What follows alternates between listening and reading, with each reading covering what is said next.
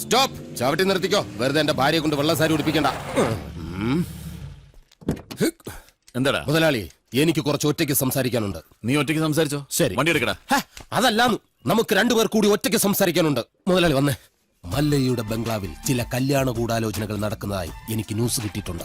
ആശാന്റെ പെൺമക്കളെ മല്ലയും മുരുകനും ചേർന്ന് പടലയോടെ കെട്ടാൻ പോണത്രേ. അതിലൊരു ചതി ഇല്ലേ? എന്ത് ചതി? അപ്പ മുതലാളിയുടെ ഡോക്ടർ പെണ്ണിനെ ആ മല്ലയ്യ കെട്ടില്ല. ഓഹോ, അപ്പൊ നീ മല്ലയ്യയുടെ ഭാഗത്താണോ?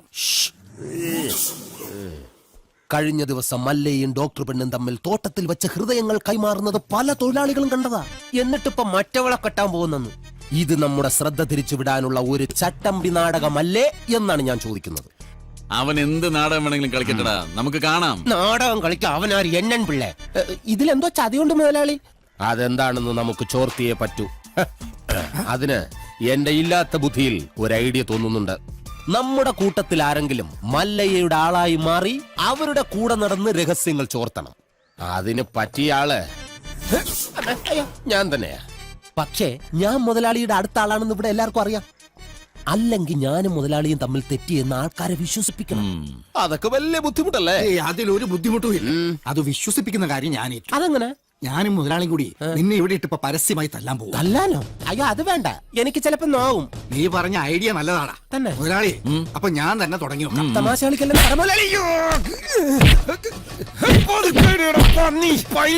ഒറിജിനാലിറ്റി ഇല്ലെങ്കിൽ വിശ്വസിക്കില്ല. ചോര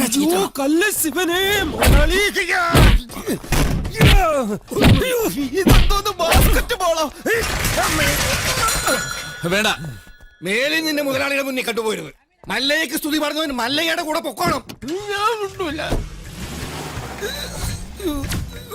ഇനി എന്റെ കരുത്ത് മുഴുവൻ ഞാൻ മല്ലയ്ക്ക് വേണ്ടി ഉപയോഗിക്കൂടാ. കാട്ടാപ്പള്ളി ഇനി അവിടെ വരെ എങ്ങനെ നടന്നെത്തുമെന്തോ. ഇത്രയും കാലം കാട്ടാപ്പള്ളിയുടെ കൂടെ വന്നിട്ട് എന്ത് ധൈര്യത്തിലാണ് നിങ്ങളുടെ കയറി വന്നേ? പൊക്കണം. ഞാൻ പോവൂല. നിന്നോട് പോകാനല്ലേ പറഞ്ഞത്? ഞാൻ പോവൂലെന്നല്ലേ ഞാൻ ആദ്യമേ പറഞ്ഞു. നിന്ന് കിണക്കുന്നത് കണ്ടില്ലേ?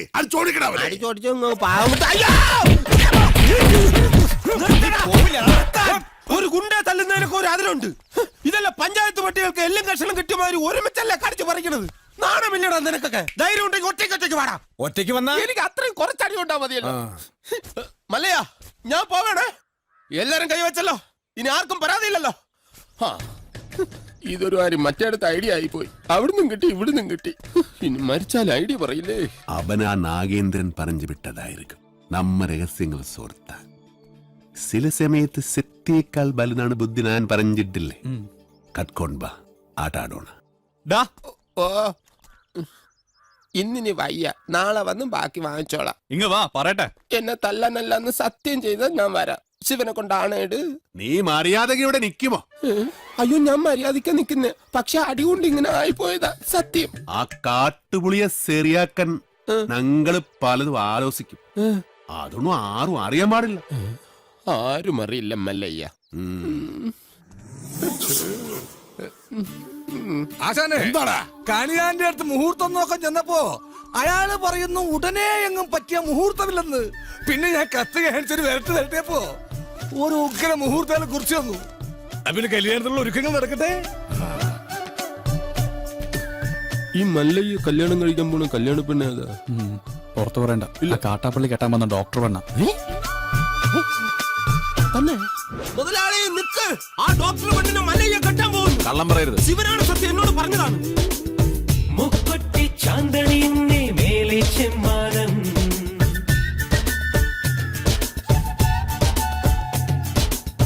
മുഴുനീളെ പട്ടുനൊറിഞ്ഞേ താഴെ ചെമ്പാടം,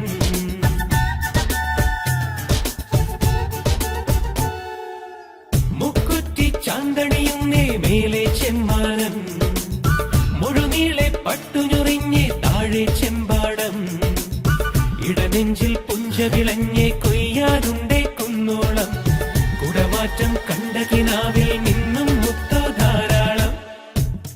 ഇൻകം ടാക്സ് കാർ കാട്ടുപുളിക്ക് ഞാനൊരു പണി വെച്ചിട്ടുണ്ട്. കെൽസമാടും.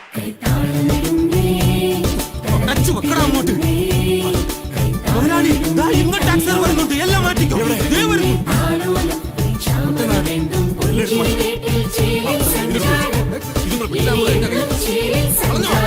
ഓഹോ, മുക്കുറ്റി ചാന്തണിയുന്നേ മേലെ ചെമ്മാനം.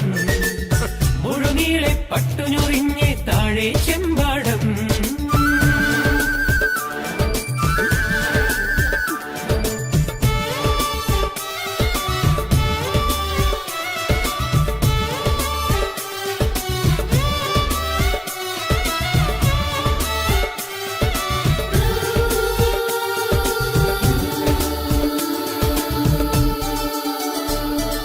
തെന്മാടി പൂങ്കാറ്റേ നീ കൂടാതെ കഥ അക്കരെ ഇക്കരെ മൂളി നടന്നൊരു ചിന്ത പെരുക്കാതെ നാടാകെ മണി മീതെ കണ്ണും നട്ടു കറങ്ങിയിടല്ലേ മുളം കൊമ്പു കൊലുക്കാൻ ഇങ്ങേ കാവിലിറങ്ങിയിടല്ലേ അതിമോഹം തൊന്തരവാകില്ലേ.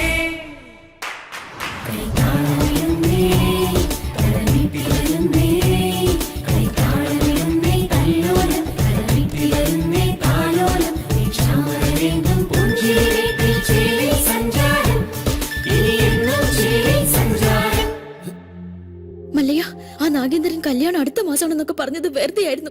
ദേ ഇപ്പൊ എന്നെ ബലമായി പിടിച്ചോണ്ട് പോയി താലി കെട്ടാൻ പോവാ. വാതിൽ തുറക്കടി. 11 മണിക്കാ മുഹൂർത്തം. അണിഞ്ഞൊരുങ്ങി വേഗം വന്നില്ലെങ്കിൽ ഉടുത്ത തുണിയാലെ എടുത്തോണ്ട് പോകുന്നില്ല ഞാൻ. വാതിൽ തുറക്കാൻ. രശ്മി, നീ നേരു ഭയപ്പെടಬೇಡ. ഒരുങ്ങി ഇറങ്ങിക്കോളൂ. അവൻ ഇന്റെ കളത്തില് താലി കെട്ടില്ല. ധൈര്യമാക്കിരോ. സോറി.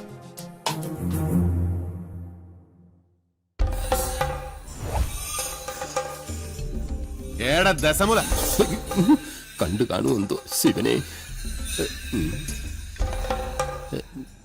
എന്താ ഇവിടെ ബട ദേ വന്നു. നീ അറിഞ്ചോ?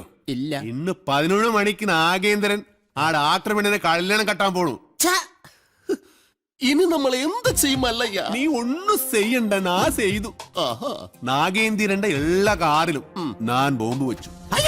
10:30 മണിക്ക് പോട്ടു. നന്നായി. നിൻಗೆ ನನ್ ಬಗ್ಗೆ ಗೊತ್ತಿಲ್ಲ ನನ್ ಹಂದಿ ಮಗನೇ.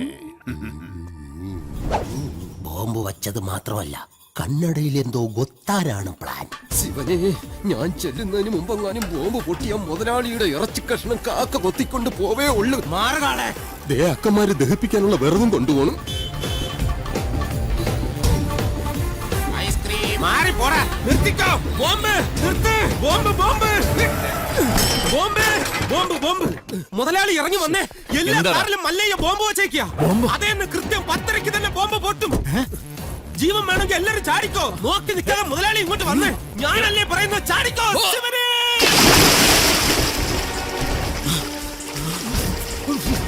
തലയിലേക്ക് ചാടലടാ. ഇപ്പൊ പൊട്ടു മുതലാളി. വെയിറ്റ്. ചാടാൻ വേണ്ടി മല്ലയ്യ വരുന്നുണ്ട്.